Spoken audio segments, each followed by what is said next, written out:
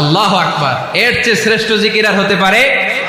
আবার আল্লাহর হাবিব সাল্লাল্লাহু আলাইহি ওয়াসাল্লাম বললেন, মান ক্বালা লা ইলাহা ইল্লাল্লাহ দাখালাল জান্নাহ। একবার লা ইলাহা বলে যে মরতে পারবে তার জন্য জান্নাত ওয়াজিব করে দিবে কে?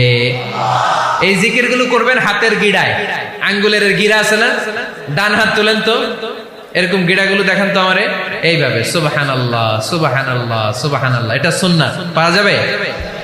আব্দুল্লাহ ইবনে আমর ইবনে আল-আস বলেন, রাআইতু রাসূলুল্লাহ সাল্লাল্লাহু আলাইহি ওয়াসাল্লাম ইয়াকিদু তাসবিহা বিয়ামিনি। আমি নিজ চোখে আল্লাহ রাসূল সাল্লাল্লাহু আলাইহি ওয়াসাল্লামকে ডান হাতের গিড়াতে এরকম তাসবিহ পড়তে দেখেছি। সুবহানাল্লাহ পড়েন, নীরবে নিঃশব্দে জিকির করবেন। হ্যাঁ, এটা ঠিক।